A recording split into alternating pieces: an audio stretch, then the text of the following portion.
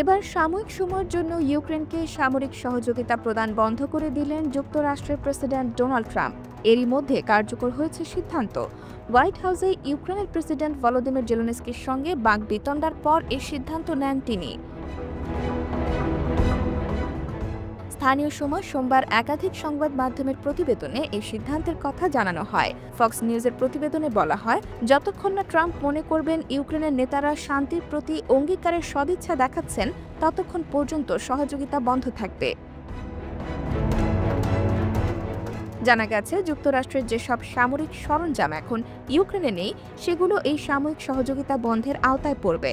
সাময়িক এই অস্ত্র সহযোগিতা বন্ধ রাখার সিদ্ধান্ত কার্যকর করতে প্রতিরক্ষামন্ত্রী পিট হেগসেথকে নির্দেশ দিয়েছেন প্রেসিডেন্ট ট্রাম্প। এদিকে গেল রোববার হোয়াইট হাউসে ট্রাম্পের সাথে বৈঠক শেষে যুক্তরাষ্ট্র থেকে লন্ডনে যান জেলেনস্কি। সেখানে ইউক্রেন সংকট নিয়ে ইউরোপীয় নেতাদের এক সম্মেলনে যোগ দেন তিনি। সম্মেলন শেষে বিবিসিকে জেলেনস্কি জানান, যুক্তরাষ্ট্রের সঙ্গে বিরল খনিজ সম্পদ নিয়ে চুক্তি সই করতে প্রস্তুত রয়েছে তার দেশ।